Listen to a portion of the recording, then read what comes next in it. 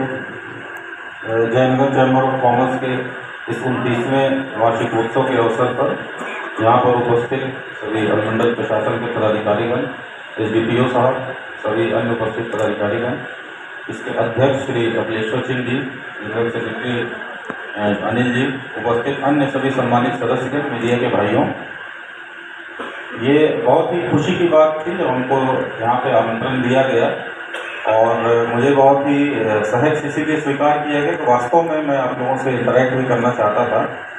और हालांकि कुछ दिन पहले खेलते समय थोड़ी इंजरी है, तो अभी डॉक्टर्स ने लगातार, बहुत गंभीर नहीं है जितना जनरल सेक्रेटरी साहब बता रहे थे, कोई हड्डी वड्डी में नहीं चोट है, मसल पुल है, बस अभी प्रिकॉशनरी थोड़ा उसमें लेते हैं। और आज भी इसीलिए ज़्यादा देर हमको लग रहा है 45 मिनट सिटिंग हो गई, अभी इतना लंबा अवॉइड करते हैं और इसीलिए बीच में इंटरप्शन के लिए मैं माफ़ी चाहूँगा। आप लोग कार्यक्रम आगे जारी रखिएगा।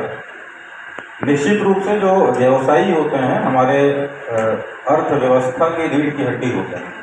आप ही लोगों के कारण जो मशीनरी है, जो इकोनॉमिक ग्रोथ होती है, देश की GDP होती है, बहुत ही महत्वपूर्ण योगदान रहता है। अन्य सभी सेक्टर्स का तो रहता ही, कृषि का रहता है, हमारे किसान भाइयों की तरफ से, अन्य सर्विस सेक्टर का भी रहता है, लेकिन आप लोग का जो रहता है इसमें इंडस्ट्री और कॉमर्स टैक्स के रूप में जो आप लोग देश के विकास में योगदान करते हैं, वो भी बहुत ही काबिले तारीफ बात होती है, बहुत ही, इसीलिए मैं उसी के सम्मान में मैं ज़रूर इसमें भाग लेना चाहता था। कोरोना के टाइम पे सबसे ज़्यादा प्रभावित तो सभी लोग हो ही रहे थे, लेकिन हम लोग इसेंशियल आइटम्स की जगह उसके अलावा अन्य चीज़ें जो है निश्चित रूप से हम लोग को मजबूरन बंद करना पड़ रहा था। आप लोग काफ़ी प्रभावित इससे हो रहे थे। उसके बावजूद जब कोरोना का पीरियड ख़त्म हुआ, लॉकडाउन ख़त्म हुआ, पुनः आप लोगों ने रिवाइव किया और जयनगर के बारे में निश्चित रूप से हम लोग को तो फीडबैक मिलता ही रहता है। न केवल आप लोग व्यवसाय का काम तो करते ही हैं, रोजगार देते ही हैं, बल्कि अन्य सामाजिक कार्य हैं। इसीलिए यहाँ पे आकर खुशी भी हो रही है। आप लोग से बस 1-2 पॉइंट हम अनुरोध भी करना चाहेंगे कि अभी इस वर्ष लू का फोरकास्ट बहुत ज़्यादा है, गर्मी जो IMD का फोरकास्ट है, ज़्यादा संभावना रहेगी जो पिछले वर्षों की तुलना में बहुत ज़्यादा है। और इसके लिए विभाग की तरफ से एडवाइजरी भी जारी हुआ है कि लू से बचाव के लिए क्या करना चाहिए। तो मैं आप लोगों से अनुरोध करूँगा, यहाँ के प्रशासन से कोऑर्डिनेशन से ये लोग एडवाइजरी आप लोगों को भी सर्कुलेट कर देंगे और आप लोगों को जानकारी होगी अखबार के माध्यम से भी कि लू से बचाव के लिए और अग्निकांड से बचाव के लिए क्या क्या करना चाहिए। हमारे मीडिया के भाइयों ने उसमें निकाला भी था, तो उसका आप लोगों से अनुरोध है कि आप लोग स्वयं तो पालन करें ही, साथ ही साथ अन्य लोगों को भी जागरूक करें कि खाना जल्दी बना ले, सुबह वाला, शाम वाला खाना थोड़ा लेट से बनाएं। इसी तरीके का जो अग्निकांड बचाने के लिए रहता है। और प्लस आपके जो भी दुकान पे या अन्य कहीं पे जो भी कर्मी रहते हैं उनके लिए पीने का पानी की ज़रूर व्यवस्था है, आप लोग रखते ही होंगे, लेकिन व्यवस्था उनके लिए भी रखें। कोई राहगीर जा रहे हैं, हमारे नगर पंचायत के कार्यपालक पदाधिकारी तो हैं, इनकी जिम्मेदारी है ही, आप लोग भी अपने दुकान पे उनके लिए भी व्यवस्था रखें, क्योंकि लू में पानी जो है बहुत महत्वपूर्ण रहता है। और हम लोगों ने ये सभी जनप्रतिनिधियों को और ग्राम पंचायत में और नगर पंचायत में भी अनुरोध किया है कि प्याऊ की व्यवस्था करें, ताकि मार्केट एरिया में, बाजार एरिया में विशेष रूप से तो इन लोगों के द्वारा किया ही जा रहा है। लेकिन आप लोगों से अनुरोध है कि आप लोग भी मार्केट में अगर कुछ प्याऊ का अरेंजमेंट ये करा सकें अगले 1-2 महीने के लिए, तो बहुत ही लाभकारी होगा। जो भी लोग बाजार आएंगे उनको पीने का पानी की व्यवस्था उनके लिए होती रहेगी।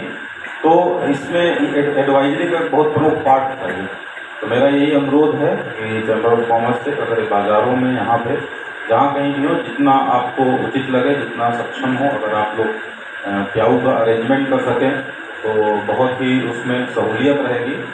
और इसके अलावा आप लोगों ने जैसे बताया कि भुज के जब आया था अर्थक्वेक या जहाँ पे बाढ़ आई थी, कोसी की हमेशा मदद करते। पिछले वर्ष सौभाग्य से बाढ़ नहीं आई थी, लेकिन हमेशा ही हर वर्ष संभावना रहती है। इस वर्ष भी अगर आती है उसमें भी आप लोगों से हम लोग सहयोग की अपेक्षा करेंगे ही। और आप लोगों को प्रशासन की तरफ से हम लोग ये आश्वस्त भी करना चाहेंगे कि कहीं भी किसी प्रकार की कोई दिक्कत, कोई रंगदारी का मामला या किसी अन्य प्रकार का कोई आपको बाधा जिसमें प्रशासन आपको सहयोग कर सकता है, कभी भी कोई हो आप यहाँ के स्थानीय प्रशासन से संपर्क तो करें ही, उनसे निदान नहीं हो पाता है कभी भी हमसे भी संपर्क कर सकते हैं।